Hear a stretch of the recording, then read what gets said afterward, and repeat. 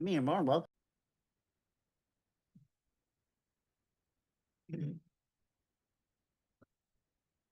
Good afternoon. Welcome to Scio Township Special Meeting of the Board of Trustees.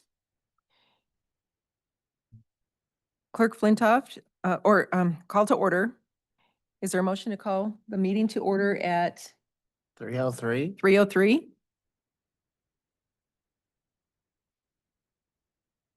You don't need a motion for that, do you? That we did? Okay, well, No, okay, we're calling the meeting to order at 3:03 then. Clerk Flintoff, to roll call vote, please. Carrie, Present. Gapel, present. Flintoff, present, Grant, Here. Noel. Here. Reed, Here. Riser, absent. We have quorum, also present, Township Attorney Mariah Fink and HR Manager Aurora Northrop.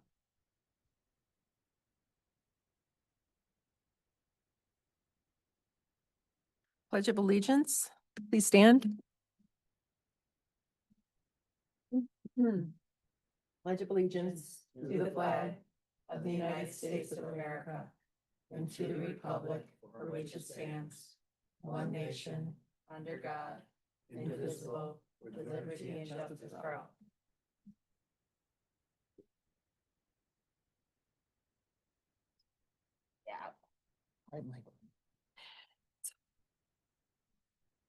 All right, adoption of the agenda. So this meeting was called for interviewing potential candidates for the operations director position. Mhm. Oh, why is there, well, okay, let's, a motion to adopt the agenda or any, we're not including anything else, are we? I don't think we can consider Yeah. that without having all seven here. Oh, true. Mhm. Okay, a motion to adopt the agenda? So moved. Support? Oh, I'm sorry, who said that? Who supported? Read. Reed. Okay, motion by Yeaple, support by Reed. Do we need a roll call vote for this? No, okay, voice vote. All in favor, say aye. Aye. Aye. Oppose? None, motion passes. Adoption, agenda is adopted. Now there's, on here is declaration of conflict, and I'm assuming that is for any board member that has, a potential conflict with any of the candidates. I do not. I do not. Okay. Kathleen, do you? I didn't know we had to declare if we had no conflict. Well, it's just whatever. Okay, moving on. No declaration of a conflict for any of us. Public comments, please. This is the time. We took public comment at the last Oh, I think board that meeting. You have it all. You have the Yeah. agenda was removed. You're right. Yep, that's right. So new business, conduct interviews with operations director candidates. Aurora, HR manager, Aurora Northrop.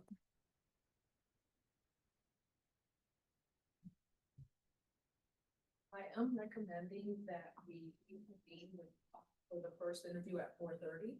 If we could reconvene and have a recess until about 4:20. And do you want to share the reason for that? Candidates who are withdrawing, they just withdrew earlier today. And so we would like to reconvene for the remaining. Hmm. I'm sorry, that was reconvene at 4:30?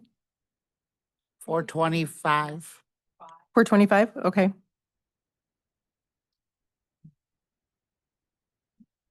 And thank you for leading us through this process, and it's unfortunate. I'm a bit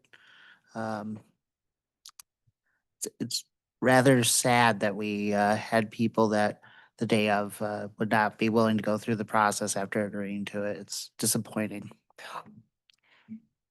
Huh? Oh, we're speaking of the microphone, so I didn't know if you could hear through that or not. Oh, it might be the room. Yeah. Mhm. So thank you, Aurora, for this process. And I want to thank Murphy for letting us know. People couldn't hear. It sounds like I just checked them for some reason, the ceiling mics were muted. Oh. On this setting, they typically aren't. So if I could just briefly restate, Aurora Northrup, our HR manager, let us know that of the 3 candidates we had scheduled, 2 of them contacted her just today to let them know that they would be withdrawing from the process. I just also want to note, thank you for all your work. I know you've been in close contact with all of the candidates throughout this. And so I know that you had good communication with all of them. So I share Ryan's kind of surprise that 2 would drop out on the day of. Thank you. Well, is there a motion to reconvene at 4:25? And make a motion to recess the meeting until 4:25 PM today. Or? All in favor, say aye. Aye. Oppose? None. We will reconvene at 4:25. Thank you. Thank you. Right.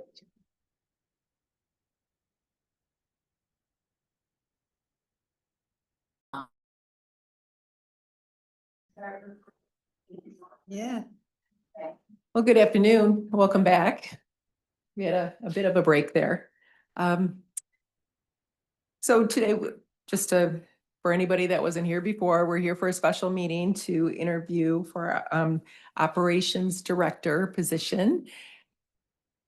And do we need to come back into session? No, because, okay. Aurora, would you like to? Thank you. HR director? Or manager, right? No. HR manager, Aurora Northrup. So this, yes, yeah, so this is candidate, Ismat Ishaq Osman. And candidate for, of course, the operations director position. And just a brief background regarding this. So we had 32 applicants. And we had 13 that were good to excellent for potential interview consideration. And based on the background and qualifications, 4 were chosen to be interviewed. 3 candidates accepted. Unfortunately, since this morning, 2 of the candidates withdrew from the process for consideration. And we have candidate Ismat now. And each interview will take about an hour. And the questions were developed, a couple of minor changes made to the questions were suggested. 2 questions assigned to each board member, and you do have that in your information. And the final 2 questions, if trustee Riser is not in, will then be reassigned. I've asked Supervisor Carey if she would take the first question that is for trustee Riser, and if Clerk Flintoff would take the second question. And that's all I have. I'll let the board get started. Thank you. And thank you, Aurora. Well, I'm Supervisor Jillian Carey. We'll just introduce ourselves and then we'll go from there. Well, Whichever way. yep. I am trustee Kathleen Brand. Clerk Jessica Flintoff. Treasurer Ryan Gapel. Trustee Kathy Knoll. Trustee David Reed. Attorney Mariah Fink.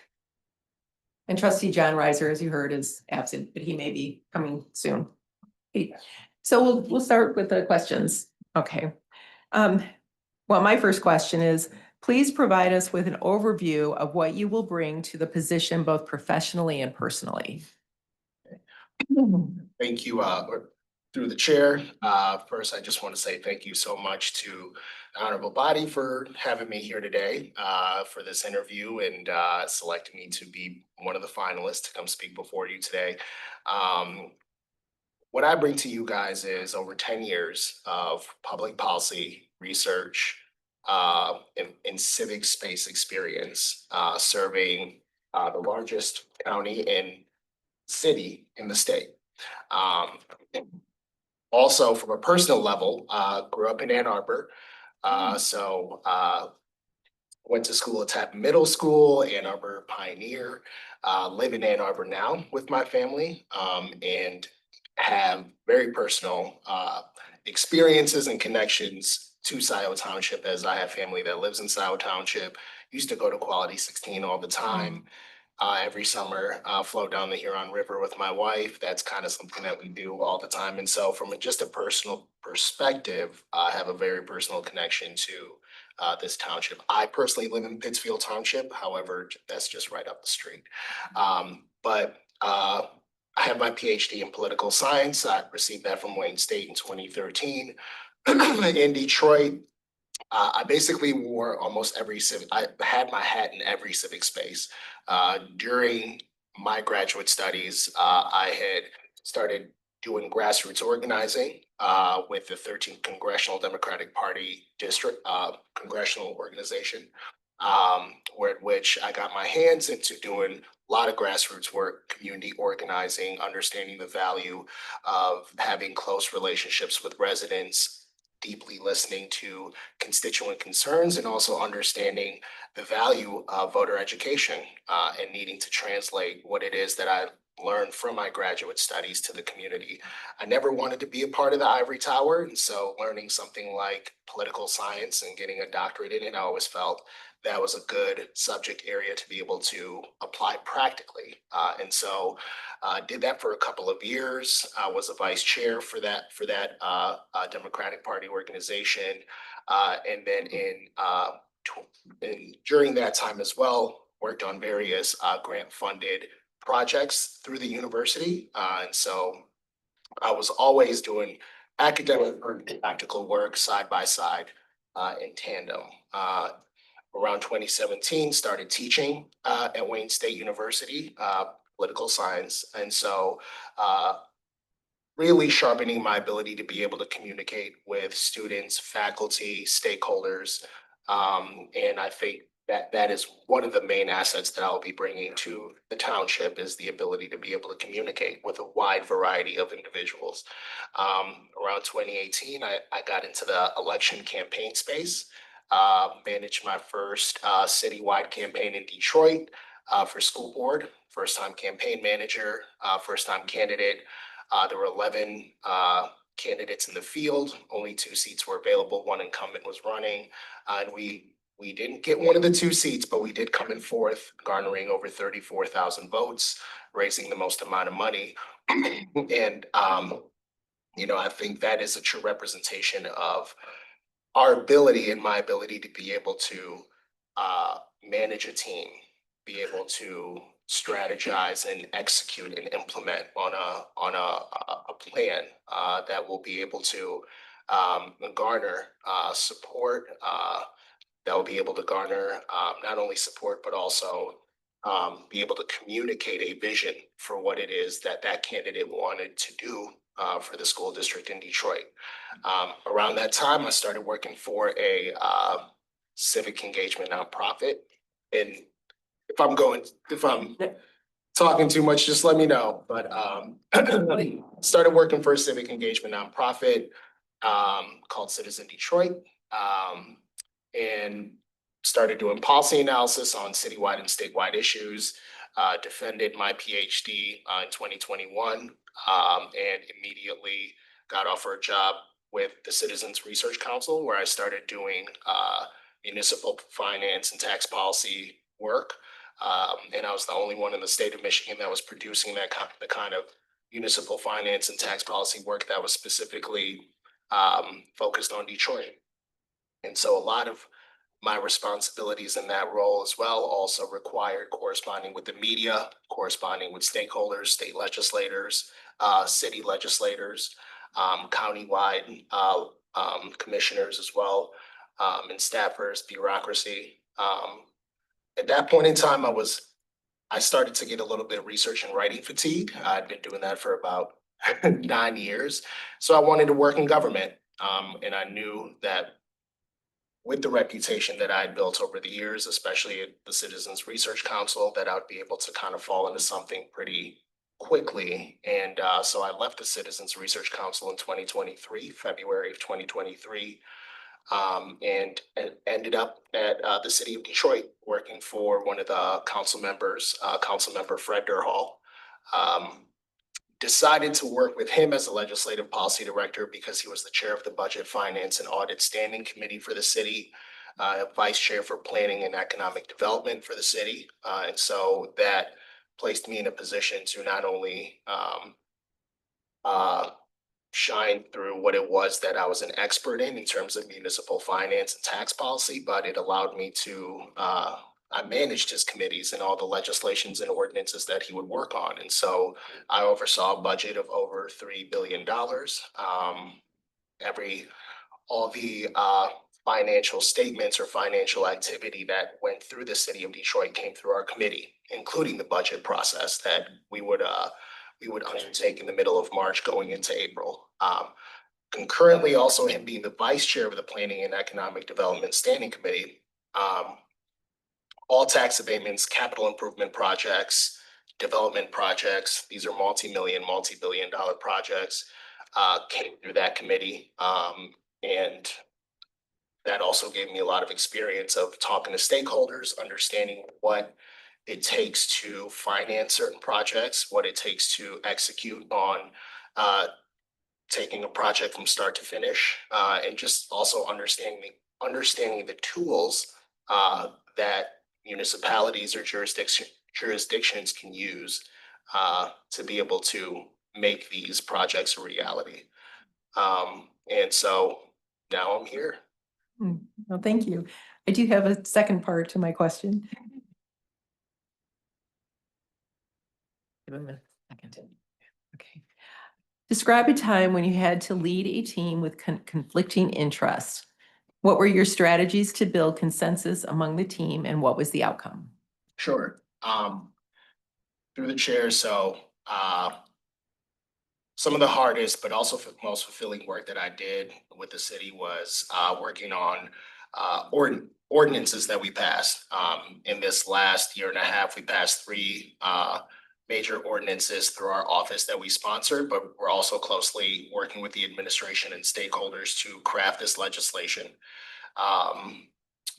2 of these ordinances, the fast track pilot ordinance, as well as the procurement ordinance that we passed in the city of Detroit, were very transformational in terms of streamlining bureaucracy to either streamline the development and financing of affordable housing in Detroit, and also streamlining the procurement process in Detroit, so more small to medium-sized vendors and contractors could actually participate in the procurement process in the city and ultimately help economic development in the city. Now, to get those ordinances to a point where I can give it to my principal and say, this is at a point where you can take it across the finish line, I had to work with stakeholders in the city, major organizations that for the procurement ordinance, whether it's the Michigan Black Business Association, having to work with all the businesses that have a stake in wanting to be a part of the procurement process,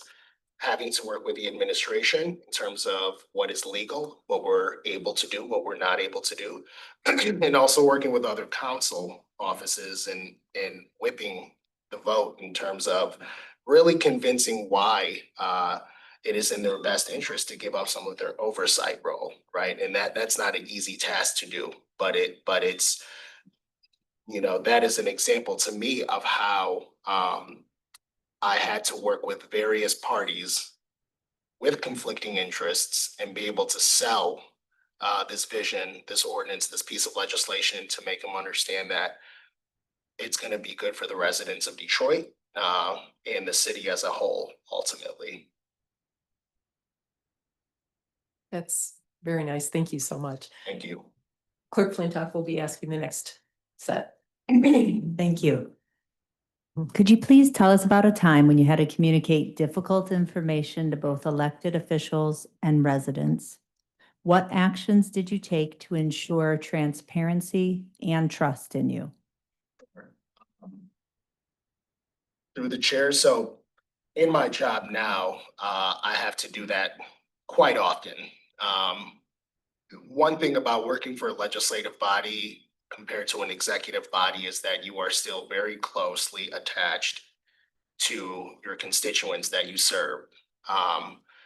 You have to work with the executive and do the functions of that you have in City Hall, but you also have to be very responsive to your residents, to your constituents. You have to hear them out. You have to be able to explain what it is that you're doing from City Hall and why that is representing their needs, and also being able to take that criticism and feedback and understand when you're not serving their needs, and being able to integrate all of that together. So just on a day-to-day, that is something that I have to do and we have to do in the city of Detroit. Also, the work that I did at the Citizens Research Council really required a lot of that. Coming from academia, I had to learn how to kind of simplify how I would write or even communicate on certain issues that it was that I had to educate the public on. And so my role at the Citizens Research Council a lot of the time would even to educate elected officials on certain issues. I have to do it very nonpartisan because we were a nonpartisan organization. And having to learn that ability and that skill, whether it was on tax abatements, on teaching the public, or even sometimes elected officials, the value of tax abatements and tax incentives, whether it was on ballot issues that the city had on the ballot, or whether it was on um, certain budget items that were coming through the city, and why, for example, using ARPA dollars compared to general fund dollars um, uh, can create different outcomes in terms of how you spend one-time money or recurring money, right? And so those are some examples right there. Thank you. The next question, could you please share an experience when you led through a significant change or a significant crisis? Yes, through the chair. So I would say first off, I have a very unique perspective in terms of my lens of public policy and how I've seen government to be ran. And it is because my entire career has been built in Detroit, a city that went into bankruptcy in 2013, right as I was starting, and I was a spring chicken. Right. And so the only experience and perspective that I have seen has been one of which leadership has had to work from a very dire situation and what it takes, and the kind of fiscal responsibility and the kind of fiscal practices and public policy choices that need to be made or not made in order to be able to get a city, like I said, that was in bankruptcy to now where it is 12 years later, right? And so I was always in close proximity to that with it in these last 12 years. In terms of leading through a time of crisis, you know, I can't say that I was in the two times of crisis that I can think of are bankruptcy and COVID, you know, and I have worked with the city through this, navigating through the COVID crisis. And now we've approached the end of 2024 last year, and ARPA dollars all need to be programmed. And what does that mean? They all need to be spent by 2026. And I would say that the city, I don't want to call it a crisis, but is certainly in a time where things are dire now, because we have to start paying back our debts for bankruptcy in terms of our pension debts. We don't have our ARPA dollars anymore. Very precarious situation with the federal government as well in terms of the kind of help that we will receive on a city level. And so navigating those waters and even being able to explain the dire situation to even elected officials. We're going through a mayor's race right now. And I have very good relationships with all the candidates that are running. And so being able to even talk about these things and kind of painting the picture of the time of crisis that we're in the city. And not just thinking that, oh, we're on the right path right now. All we got to do is just keep the train on the tracks. No, like these are the kind of dynamics that you have ahead of you, and these are the kind of things you need to think about. And so it hasn't necessarily been one blip of crisis, but it's been a train that you could see is heading in a certain direction and leading through that in a way to help those that have levers of power be able to make the right decisions. Thank you. Treasurer Gable? Thank you. Describe how you approach risk management. Risk management, through the chair, so very conservatively. And so, like I had mentioned, having the kind of perspective that I do in terms of governance, public policy, watching how the city has had to maneuver over the last 12 years in order for it to get to where it is now. The city has been very conservative about risk management, very fiscally responsible, passing very conservative budgets and making sure whatever budgets are proposed are very well within limits of the kind of revenues that we're receiving and the kind of fiscal forecasts that have been put in place, such as revenue estimating conferences that we have and corresponding with the FRC. And so I approach those kind of matters, risk management or even financial management from a safer place. I'll say it that way. Excellent, thank you. Another question, in what way would you ensure fiscally and ethically responsible actions and cultivate a culture of accountability for both township elected officials and our residents? I think that through the chair, I think that I would bring, one thing that I want to note is that even from my time at the Citizens Research Council, it was clear that municipalities in the state of Michigan are in a very hard place right now. Our archaic property tax system and the way municipalities are financed is really straining municipalities' ability to grow. That's a harder challenge to obviously solve from where we are, but having that understanding of that reality is important in this kind of work. Now, to answer your question more directly, I would bring some of the practices that I've seen the administration in the city here, which is, for example, standardizing certain financial practices such as revenue estimating conferences on a smaller scale, but still putting that time within the township's activities to be able to really sit and project out what our finances may look like 2, 3, 4, 5 years from now. I know there is a capital improvements project finance document that was published from 2025 to 2030. That is good. It projects the kind of vision that the township has for what it wants to do, about $41 million worth of proposed projects, but it's just a vision document. It's not actually laying out what we really truly perceive to be our forecasted revenues, expenditures, taking into account things that may be going on in the federal government, state government, city of Ann Arbor, city of Dexter, all of these things that may impact the revenues that we receive here. And so really coming in and having the mindset of potentially implementing some of those things here at the township so that we could be more fiscally prudent, responsible, and have those standard operating procedures work in our favor where things move smoothly and more predictably. Absolutely, thank you. Next is trustee Brandt. Hello, welcome to Scio Township. This question is, what strategies do you use during organizational changes, including needed changes to personnel and positions? Through the chair, so I think it's important to have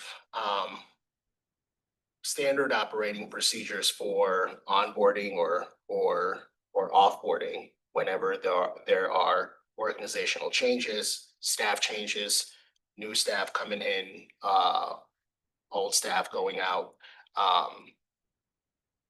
To put in place these systems in a way that doesn't disrupt operations. And so organizationally, you develop a culture first within the organization that your team can buy into. And once you have developed that culture and you've developed that buy-in from your team, starting to then set in place systems where whoever is going to be a part of that culture or part of that organization can come in seamlessly, and also for us to understand what is the right fit for us as an organization. And so from an organizational standpoint, I look at it as a team, and you can't get anything done without your team, and everybody on the team has an equally important part to play. I kind of analogize a lot of things to sports, to football, right? You can't have a successful football team without your O line or your guards or your tight end. Everybody plays an important role on the team, and so really, I think the most important part of ensuring that an organization stays healthy is setting those standard operating procedures in place so that the culture stays what you've built it to be. Thank you. So next question, how do you motivate others, manage satisfactory performance levels, and develop leadership qualities within your team? Through the chair, I think it's important to set, number one, expectations of what everybody should be doing based on their job description, based on their role. This gives people a clear understanding of what it is that they are supposed to do, including for myself, setting clear expectations, deliverables, benchmarks, and setting the tone as well. And so your team is going to follow whatever it is that you have put in place in terms of how you act or how on time you are or how professional that you are. And so ensuring that that I'm accountable to my team and to the organization, leading by example, but also listening deeply and making it a shared space in terms of the kind of feedback that an open space that members of the team can provide to me,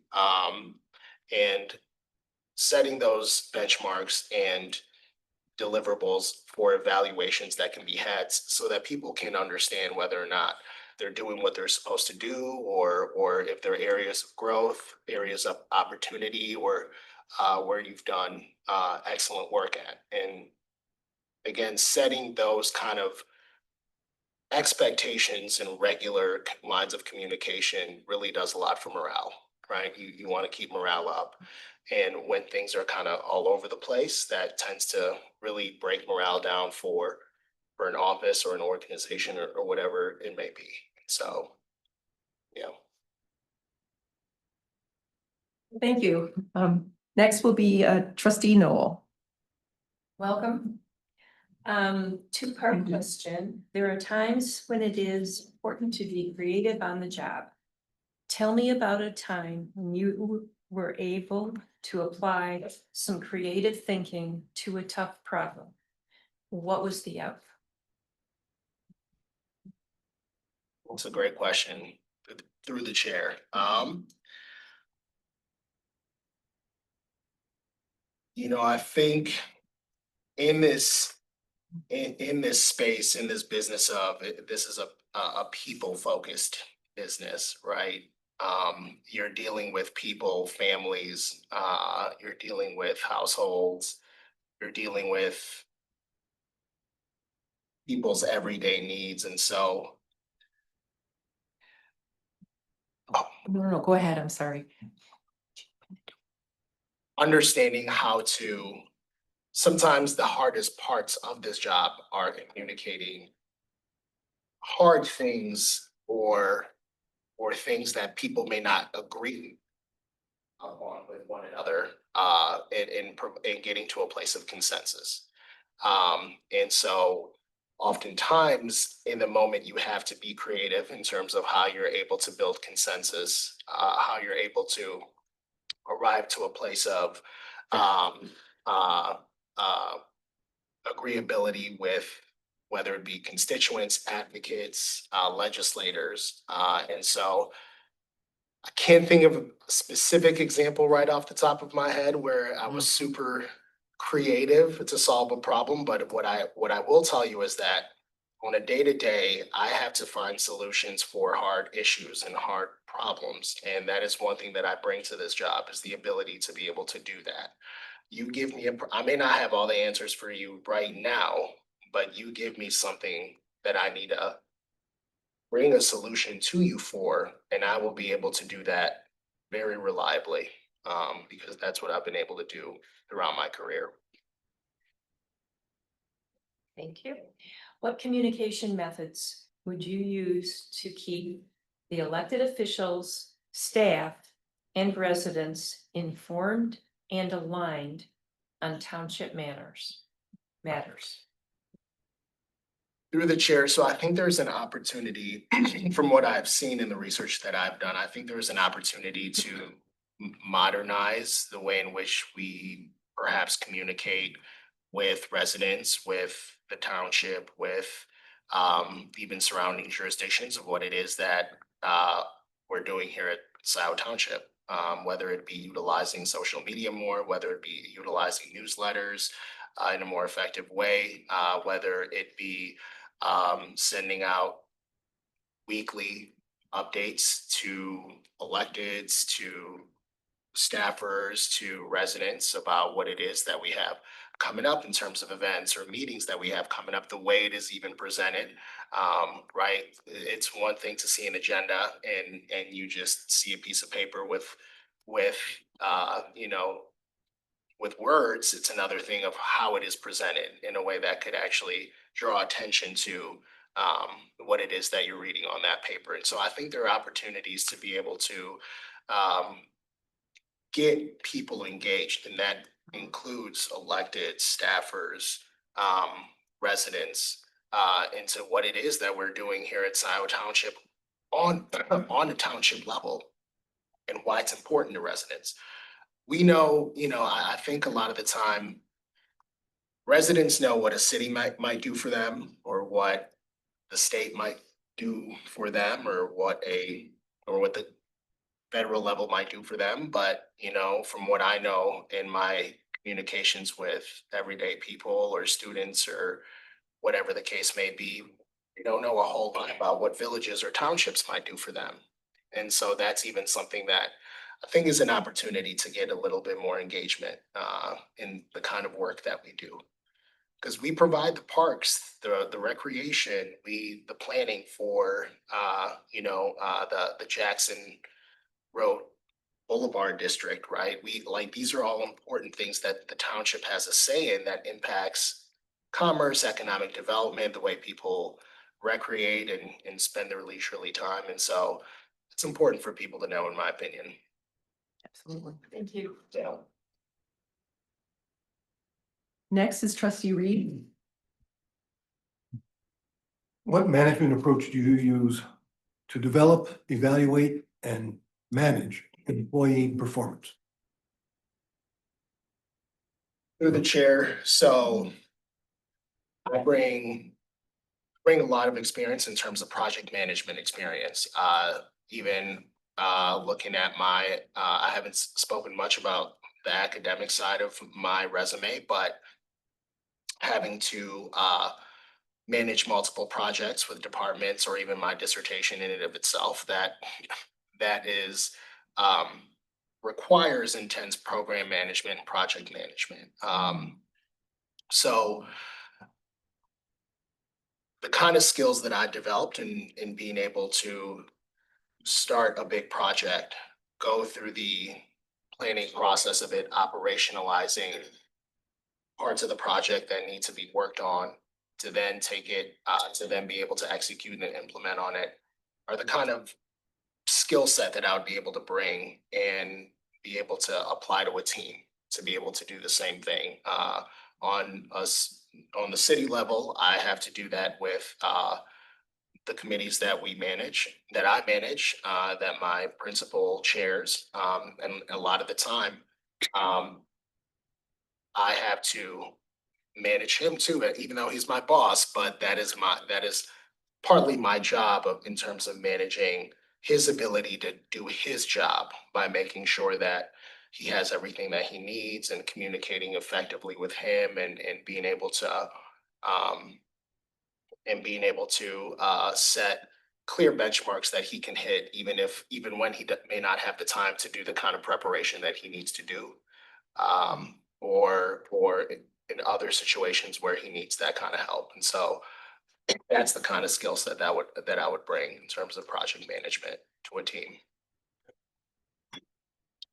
As a senior leader within the township, how would you build relationships and trust with the staff, elected officials, and committee members to achieve the goals of the township? Through the chair, I would make sure that in my first 60 to 90 days that I meet with every single member, elected official, staffer, senior leadership in departments, department heads, stakeholders, residents, community leaders within the township and meet with them on a one-on-one basis, to the best of my ability to be able to fully understand and learn what the priorities are, the expectations are, what the concerns are, of everybody that is involved in making this township run and move. And so that is, and in that process of doing that, being able to build trust with each individual, because of that time that is spent, quality time that is spent with each individual, to understand what the needs are for them personally, but also in their role and what they think the needs are for the township. And so that is something that I would prioritize doing within that first 60 to 90 days of being in the role. Thank you. Trustee Riser. Thank you for the invitation. Didn't want to interrupt. Do you have a chair? Not here. Oh, You can sit here. no, actually, you can have my seat. No, it really doesn't matter. I can sit next to Trustee Grant. I don't want to. And you. Up here.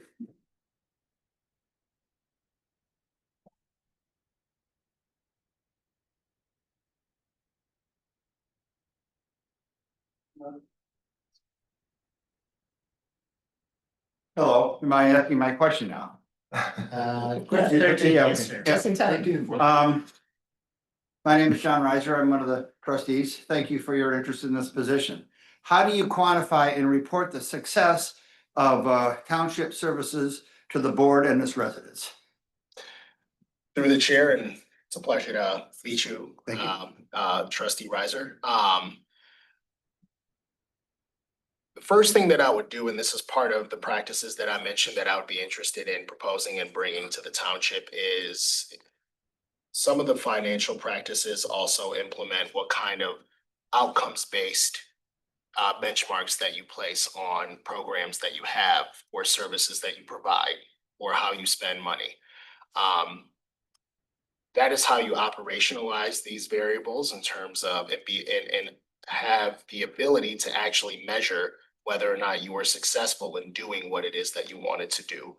And so first, starting with that methodology in terms of talking with the department heads, with the board, in terms of what the interest would be or how we think we should go about setting the framework for how we budget, how we allocate services, and whatever programs that we may want to have, how we want to operationalize the framework for measuring those services and the money spent. And that will then allow us to be in a place where we can quantify our successes. Okay, thank you.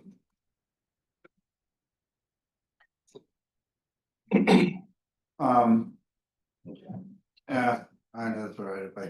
I have another one. Our board is committed to streamlining township functions to improve in such areas as accuracy, efficiency, productivity, and reporting. Describe the experience that you have integrating and managing a contract or project of this nature. That is improving areas such as accuracy, efficiency, productivity, and reporting. Through the chair, so what it sounds like is the township is in need of standardizing the technology or procedures that you guys use in order to provide more accurate, whether it be assessments or collections of property taxes or, excuse me, financial balances. In terms of contracting, I'm on the legislative side, and so we see the contracts that come to us. I work closely with the Office of Contracting and Procurement within the city of Detroit and had to do that in order to pass the procurement ordinance that we passed in the city of Detroit. But I've never been in the process of actually putting together one of these contracts. That's not my job. However, we do oversee and provide oversight on all contracts within the city of Detroit that are submitted and are looking for an approval. And so part of our job is to vet the accuracy, is to vet the viability of these contracts, is to vet the tax clearances and everything that goes into ensuring that that contract is a good contract, and we're being good stewards of taxpayer dollars. And so a lot of experience working on contracts and working and overseeing contracts, not necessarily putting one together, going through the procurement process myself, but I do deeply understand the procurement process that a city has to go through. Thank you. I believe that is the last question. No, this isn't on here, but in the past, when we've interviewed, we had do you have any questions for us? Okay. Well, so through the chair, first off, thank you.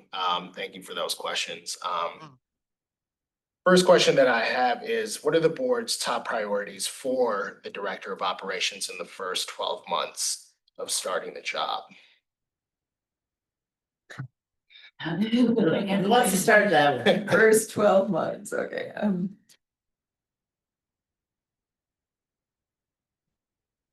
See. Trustee Reed, should we begin at the? Okay, you can pass and then we can just, Yeah, give us. okay, Brian, trustee or Treasurer Gable. It's okay. We're somewhat probably more informal than the city is, but listen, we'll get used to it. I think one priority, at least that I see for the board, is we have some staff members that have been here a long time, and we have some staff members that are new to the organization. So really having somebody that can help develop and lead the organization both internally and externally. So working with some of the staff members to and department heads to maybe manage and develop their people within their own departments, because not everybody is an experienced people leader. And definitely it's a skill that we could all sharpen internally to drive better results for the residents.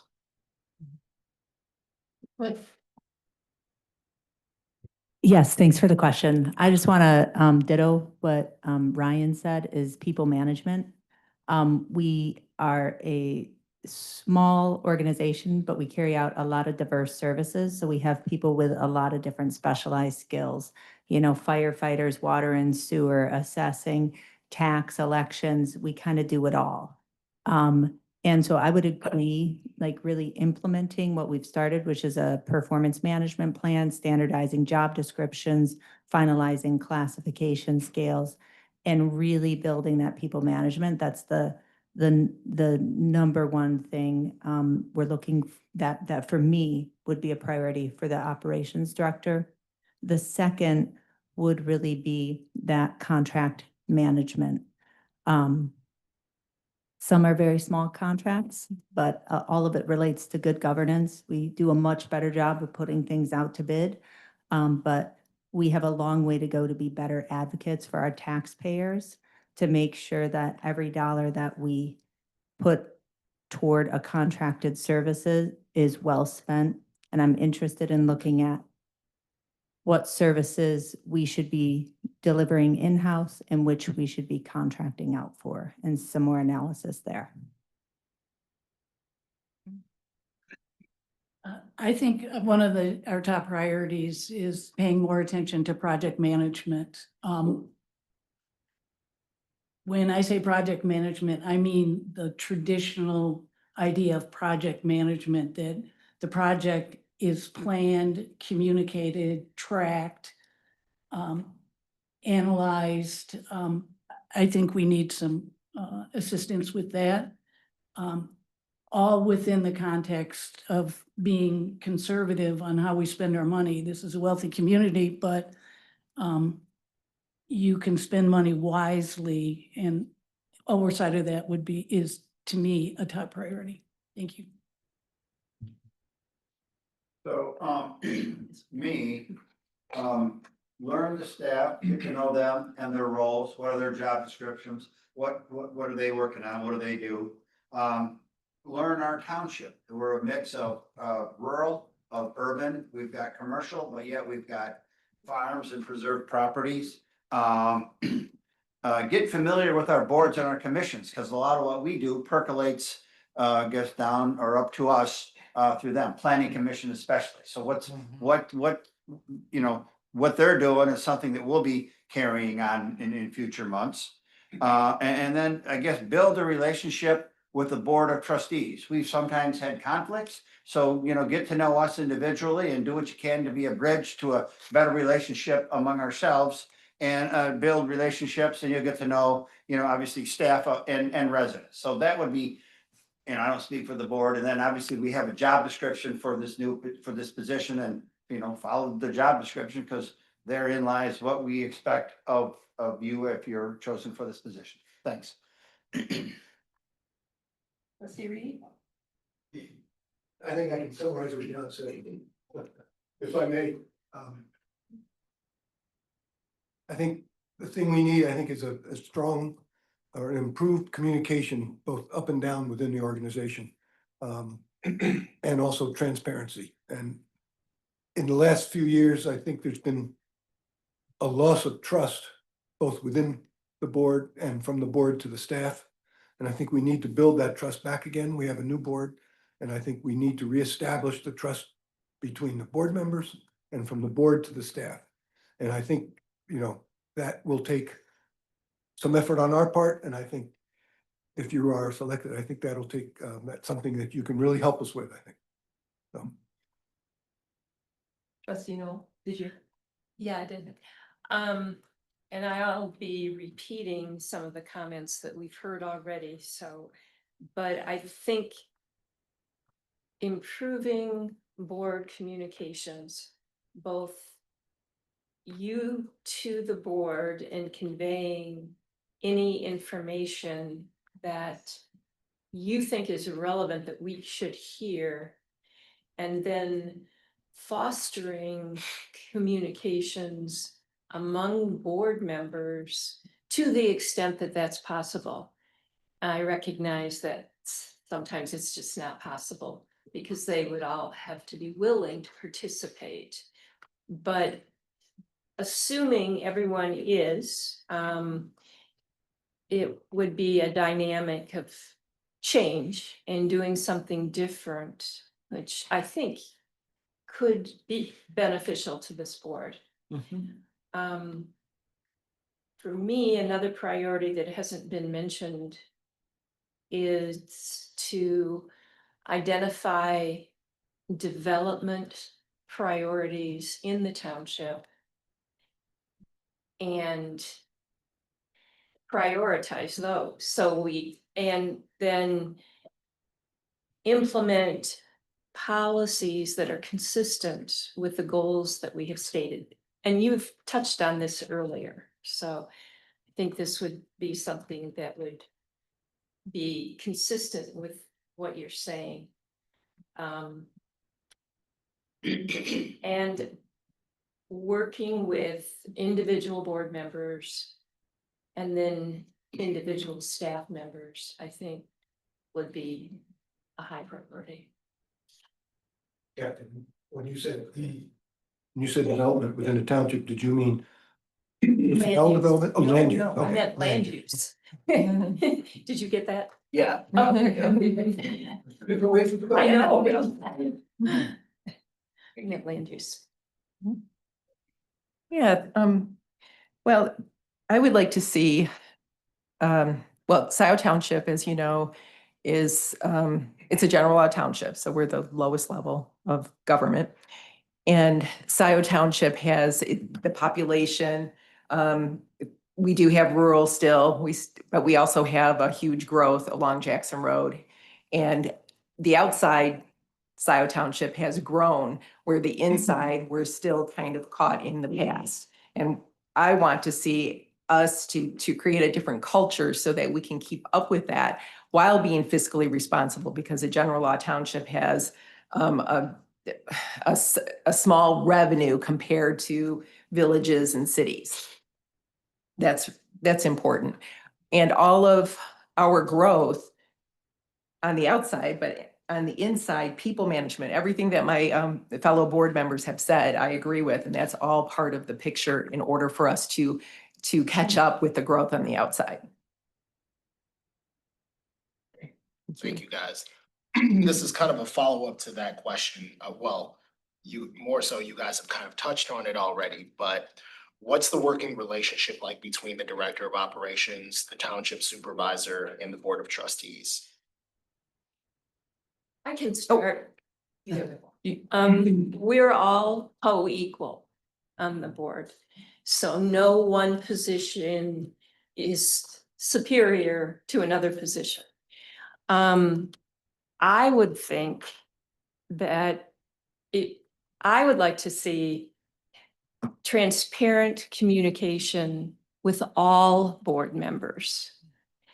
And a respect and awareness that there are going to be differences of opinion.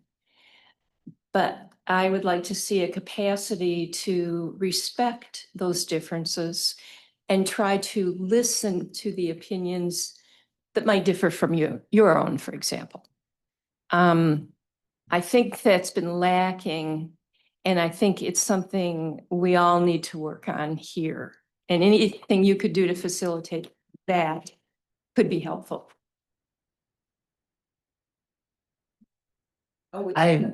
Yeah, but we want to go back this way. Okay. I think that it's going to be crucial to have a working relationship between all parties that are here at the table, because as Trustee Noel said, we're all co-equal. In some ways, I've told this to other staff members that it's hard having 7 bosses, but at the end of the day, the goal is to have one unified approach, even if we do disagree on specific policy or specific topic. Because certainly there are times where we do disagree on things. I think it's going to be really crucial. Unlike Supervisor Carey's point, in a general law township versus a charter township, the board and the supervisor have different responsibilities at each of those levels. So just working through how all of that interacts and making sure that day to day we're able to operate internally and support the staff, the residents, and the community that we serve. It's going to be really key.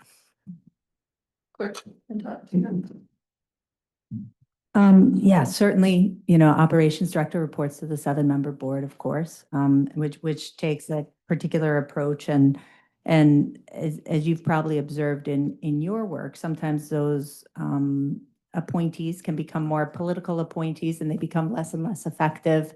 The less and less honest and forthright and upfront they are with all 7 of their bosses, no matter how much each one agrees or disagrees. So for me, Something I think is really important is upfront honesty, not being afraid to agree, disagree. Certainly, would want the operations director to always give us their best idea, their best recommendation, regardless of how politically popular, supported or unsupported it is. I think it's very important. I also think in township government, one thing I really like about township government is the checks and balances are sort of built in to our roles. So we have the board, which is in charge of, as you noted, quasi kind of executive and legislative all wrapped up in one. We have the supervisor who's responsible for the assessing function. We've got the treasurer who collects the money. And the clerk, I'm responsible for the accounting. And so you have the fiscal checks and balances sort of built in. And so in that way, there's sort of a partnership there. In terms of the pitfall, I think operations director, manager, administrator can fall into some kind of caretaking of elected officials. I would not want to see that. I would want to see, most of the operations director time developing staff. If I had to ballpark it, I think 70% of the time is going to be managing staff, developing staff. We have a real diversity of kind of staff skills, duties, and I think truly I would ballpark 70% of the time for staff management and development, and very minimal to policy program development.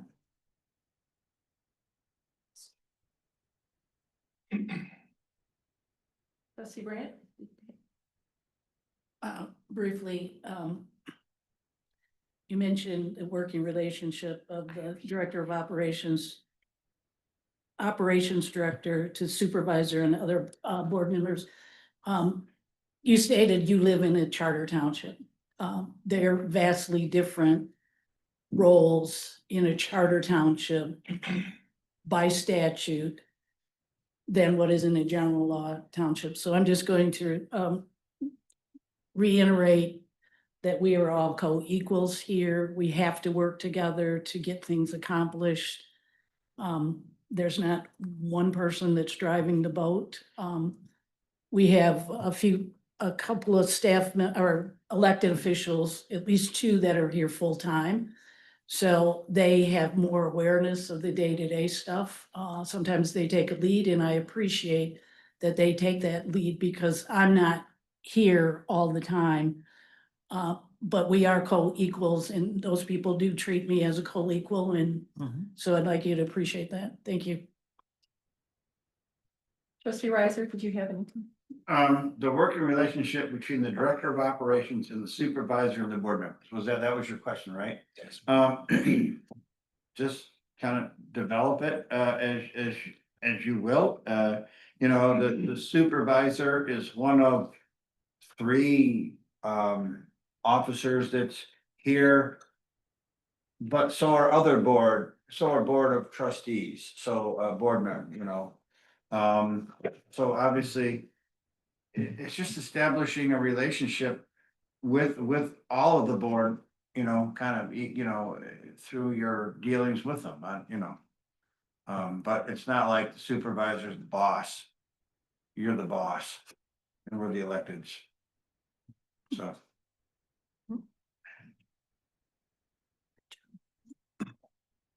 I can just reiterate what John said. I've been here for a number of years, and a couple of previous managers, they basically were one-on-one with the supervisor all the time. And so things happened behind the scenes and we knew nothing. The board really knew nothing about that. And that didn't turn out well. So I would caution you to work with the board as a whole. Not just one or two of the members, but the entire board. That's all I would ask. Thank you. How would you describe the current strengths and challenges across the departments the director would oversee? Go ahead. I would just share, kind of across departments, been here 6 years. We're still getting into regulatory compliance, I think getting there, and about there. But certainly, you know, we had 2 years without a fire chief, we had a year without a utility director.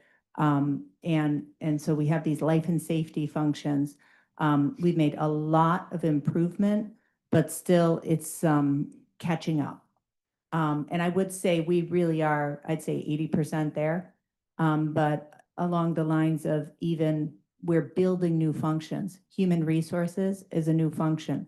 We're right now recruiting for a finance director with a CPA or equivalent qualification. We've never had somebody with a CPA here. So we're building functions, HR, finance, additionally trying to support new programs such as parks.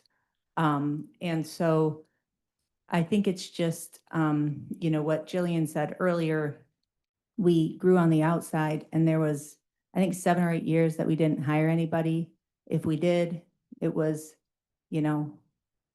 somebody's cousin, I mean, it was not formal, really defining. So, I think that we've got, good staff, a lot of, new people with people who are seasoned and have a lot of institutional knowledge, but just need to really build the culture of performance. And so, yeah, just kind of getting everybody up, defining what those performance metrics are so that everybody's really clear on what the objective is, and then really overall improving performance. I'd like to see, kind of our overall output be, probably about 50% higher than where we're at right now. Yes, I agree with Clerk Flintoff, and I'm going back to, we know what we want. And our residents know what they want because they have voted in millages such as fire, parks and pathways, land, open spaces. But we need the strong management to put it all together and for us to work together in order to continue that support. And in the development, yeah, we have a lot of really good staff. And to have them streamlined more and to be supported and build morale, they're just going to want to work harder and better. So, and then we're all here for one purpose, and that's for our residents. So we always have to keep that in mind. I would also say, just to add on to a little bit of this, we just did this year the first capital plan in 3 years, or was it No, last year? we did the first one in 2020. 2020. Give it a couple of Then we years. skipped a couple years. So capital planning, strategic planning, and planning out the vision rather, some of the departments. I had a conversation earlier this afternoon about looking at, certainly we need to look at capital planning, but we also have to have people planning. If the thought is that some of these departments, which may only have 1 or 2 or 3 people, or even 5, what is our delivery system looking like in 6 years for this department? And can we develop the people we have now in those positions into some of the mid-tier, the higher tier positions we need, or do we need to plan for recruiting and onboarding some of these people, not only from a budgetary standpoint, but from a training standpoint? As mentioned, HR is a new function here.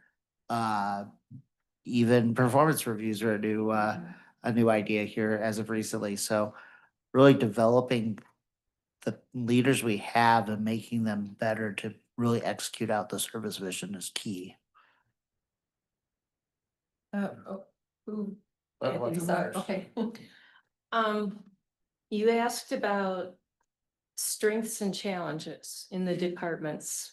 And one of the strengths that I see in our departments is the enthusiasm that some people have, most of them have it, and a willingness to learn. And I think that's where people, if you can develop it over time, would be willing to look at doing some things differently and considering other perspectives.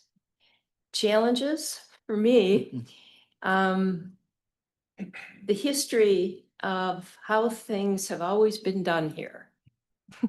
This comes up a lot. And sometimes when we ask a question, we'll be told, well, this is how Scio has always done it. And I think that your challenge would be being aware of that and doing what you can to perhaps bring in new ways of doing things some of the time. And Categorize our current strengths. Okay. I think Scio Township is ripe for opportunities. We have opportunities to improve. You mentioned modernizing systems. We have lots of opportunities that way.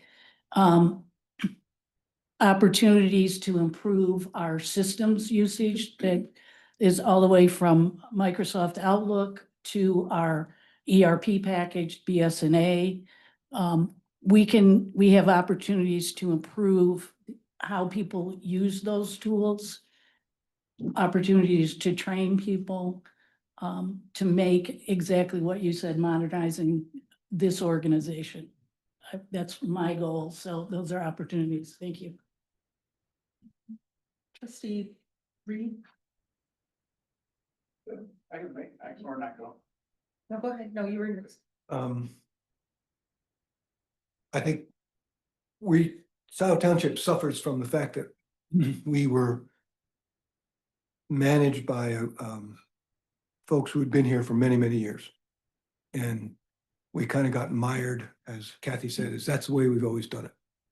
And for years, we did not do anything to really improve our fire department. We currently have we're new to the parks and preserves arena, and we're still learning on how much work that will take to manage those properties. And those two departments, I think, are really new to Scio Township. Well, not new to Scio Township, but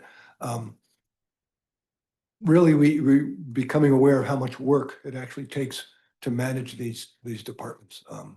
And we just recently had what some residents would call a huge increase in our fire millage. Something that should have been happening a little bit along the way over the last 20 years, basically happened all at once. And that was painful to some people, but I think it's necessary. I mean, we are now twice as big as we were 20 years ago and had the same millage we had, well, 10 years ago. So anyway, so modernizing Scio Township, I think, is I think really top of the list to, and I mean, modernizing is the way we think, the way we do things. So I'll leave it at that. So basically, that's a strength and a weakness or Yeah. a challenge, strength and a challenge. Trustee Reiser? The strengths and challenges across the department. So there's so many departments, and there's internal departments like the fire department and the utility department, in parks and admin, which could be HR, accounting, finance, assessing. But there's also departments that we have and manage that are external, like planning. And we use Carlisle Workman to help us with that. And engineering, we use OHM, and then we use Plant Moran for finance, and we have a law firm, sometimes different law firms, depending on the subject matter, if it's bonds or if it's legal. But it's with respect to, and those can be their own challenges for the external, but for the internal departments, like the strength of the utility departments is that they're hardworking, learning the job. One of the challenges that some of them are new at it and they've got to learn. So we've got a utility director sitting behind you. He's a hard worker, but he's a new leader. So he might need help with leadership and how to lead his crew. Fire department, they've been around, but they're one of their challenges like, hey, we're growing. How are we going to staff a second station that we want to build? So that's a challenge probably unique to fire. Parks, good department there, but she's also new, and so she'll need stewardship, mentorship as she leads the department. And the challenge might be, we got a lot of parks and preserves, but not a lot of personnel to kind of do that. So the challenge could be, how do you focus your efforts on on high priority things for parks? Finance, we have an external finance department, and we should probably have an internal. So that's one of the challenges, is how do we hire somebody? What's the job description, and how do we get him or her up to speed on a director, finance director? So that's my take, on the answer to your question. Do you have any more questions? One more and then that's it. Okay. The final question are, what are the biggest opportunities and challenges in community engagement right now from residents or key stakeholders? You say it one more time. What are the biggest opportunities and challenges in community engagement right now? Well, we do have a newsletter, so that helps. It's quarterly. We also, our newsletter editor, publisher, she is also overseeing our website and social media. And that probably the social media aspect could be better implemented. We're just like, oh, well, maybe we should put that on, on Nextdoor or whatever. So I think that there's definitely opportunity for growth with communication with the residents. I'm trying to think of something that, yeah, I'm gonna leave it at that for right now. I know there's more, but. Oh, sure. Doesn't matter. This is what I have observed in my past 3 to 4 years of watching Scio Township. We do push some information out to residents, but we do not do a good job of asking residents what would they like to see. So it could be anything from our master plan. What would they like for development throughout the township? Because we do have this unique corridor with car dealers and drive-through restaurants, and we have farms. So I think we have opportunities to hold our residents more. So this is planning when it comes to parks. I've seen some of the efforts. We don't get a lot of participation, so how do we up those numbers to see what people really want in the township? It's not what I want, it's what the majority would like to see, and where should we put our efforts? Thank you. Clerk Flintoff? Yeah, and to build upon that, I mean, something I've always hoped Scio could do is maybe with the, U of M Ford School or somebody, is to implement a regular random, survey of residents across the issues, because we do this. We have a parks plan, and then we say, hey, what does everybody think of our parks plan? Or what does everybody think about our master plan or Jackson Road? And it's really just the people who are paying attention, which is a very small, unrepresentative sample, typically. And so I think that some sort of regular survey, we did this informally, I think in 2007, where a group of community members pulled together a survey. But if we did it regularly, like maybe every 6 months, something very scientific, one survey across the issues, random samples, so that we're really finding out more about what's on people's minds in relationship to the services that we provide. I also think we have a lot of new residents. We're a growing community. And so the people who live here today are, look different, have different interests than the people who lived here 10 years ago. So I think always making sure that we're getting to know our new residents is also a challenge, because so many people, don't even know that they live in Scio Township. And I can confirm that as the clerk when people are running around figuring out where to vote. So. Treasurer Depot. And I can second that, because the clerk has had to pick up mail ballots at the city of Ann Arbor, and when people see the Scio Township fire truck show up, they're like, where is that? I think one of the wonderful opportunities we have here is we do have a couple of residents here in person this afternoon that have been very involved for a number of years. We have a diehard group of residents who come to nearly every meeting, but it is a overall smaller group than the entire community exists. So the opportunity is to get a wide range of residents involved. We did see some of that with the recent fire special assessment. There was nothing like a tax hike to get people to show up to meetings. But but I think some of it is about reaching out and getting a hold of people. Certainly, we do have some information for folks, but we don't have a lot of electronic communication. We do for some of our water and sewer customers, but we're building more rental units, and generally those are built through to a management company, so we don't have phone numbers or email addresses for those residents because we don't.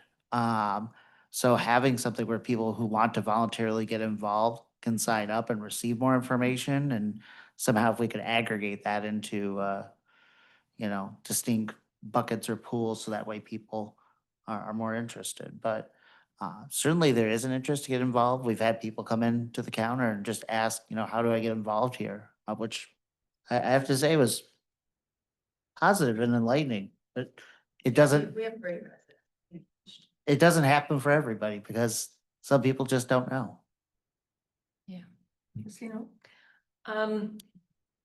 In terms of challenges in the community and engagement, I was reflecting on a comment that someone else made, and then my previous comment about challenges being how things had always been done in the township.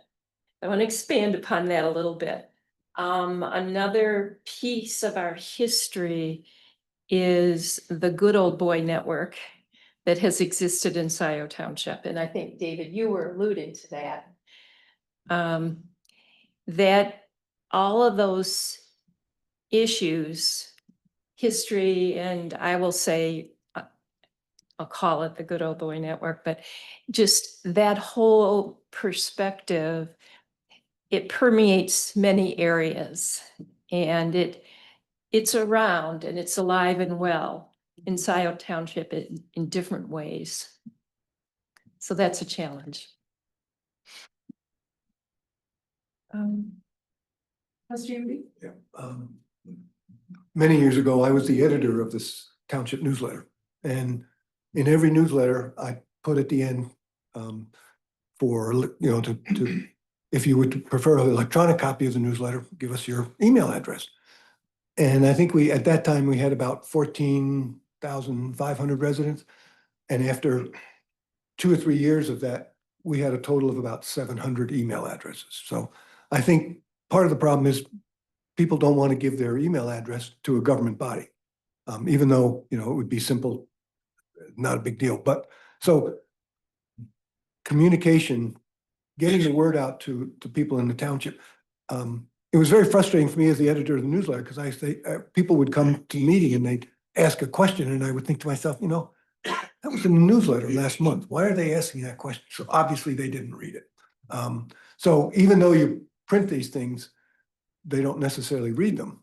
But with digital, with social media, people have their favorite social media, and depending on which group they read, or they get one side of the story. They don't necessarily get a complete picture of what's going on in the township. So I think social media is both good and bad.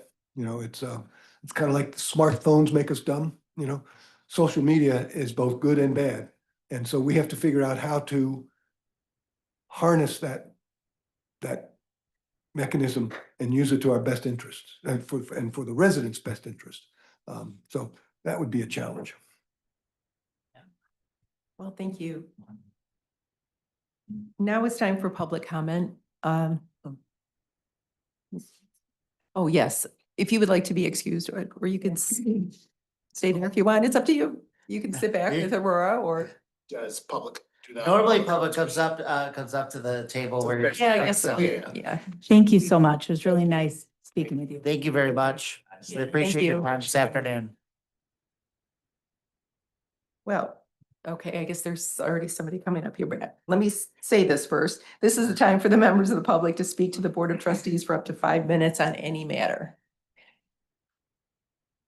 Rob Pattinson, Scio Township resident. One of the things I think our new operations director is going to need to be is to be incredibly strong and independent and withstand the manipulation that will definitely happen from this board.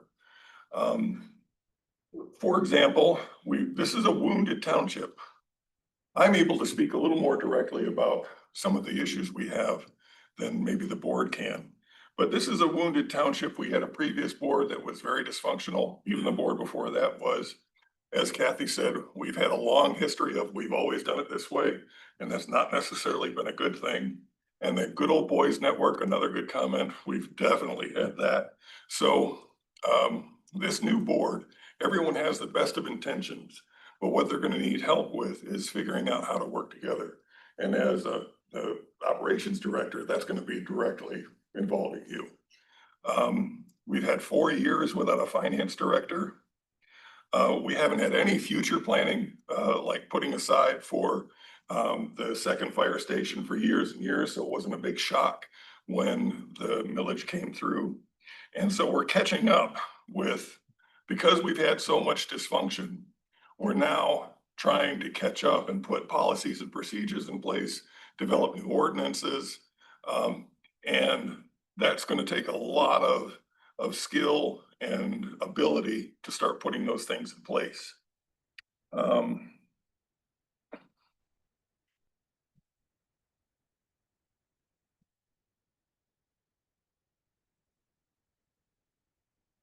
And another key skill you're going to need to have is to be strong but gentle, because this is a wounded township. The staff is going to need strong but gentle leadership. Interacting with the residents is going to need to be strong but gentle, because there's a lot of wounded residents, and that's going to need to be another strong skill. I'm very impressed with your cover letter, your resume, and mostly with your answers and your performance, your presentation here today. Very well done. I hope things go well. Thank you. Thank you, Rob. Thank you, Rob.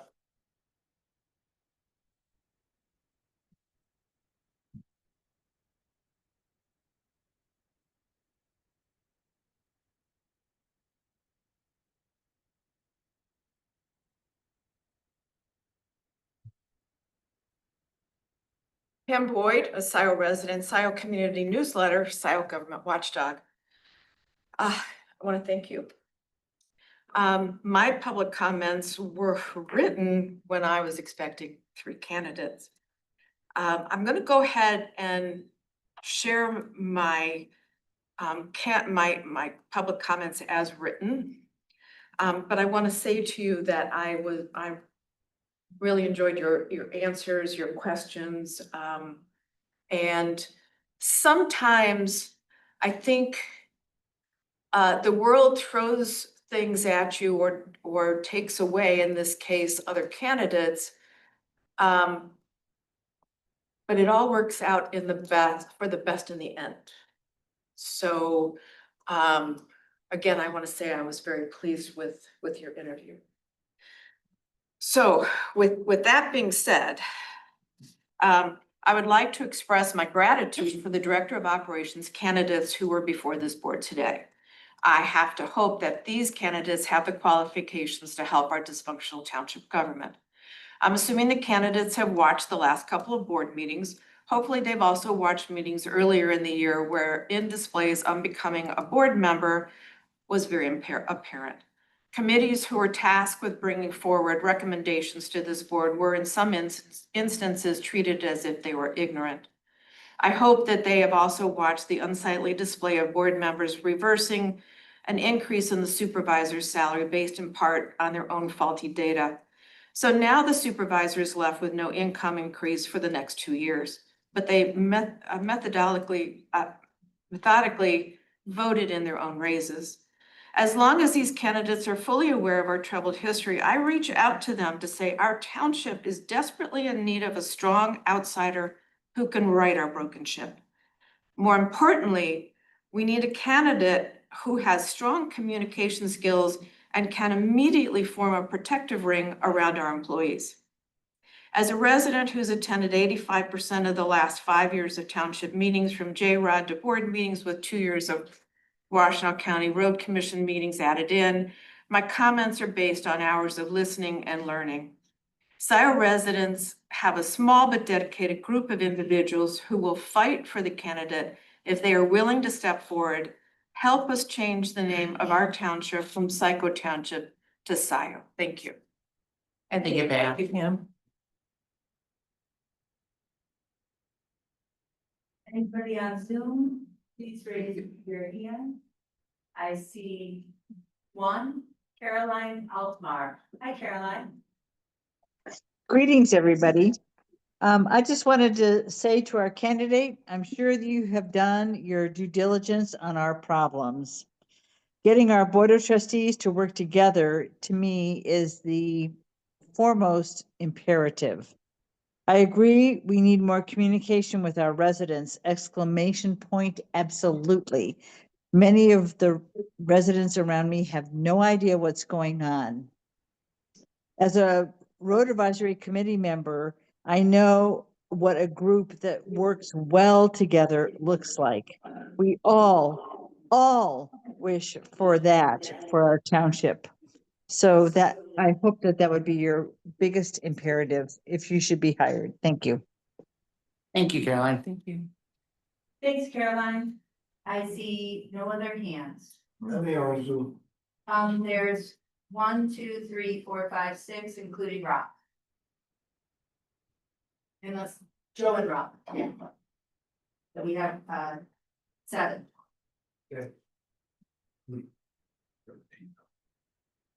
Well, there is time for board response to the public comments, so. No? Okay. Well, then. Seeing none, motion to adjourn at 5:51. 5:51. Oh, Support by Reed. okay. All in favor, say aye. Aye. Any opposed? Now. I'll stay here for the. Meeting is adjourned. Thank you.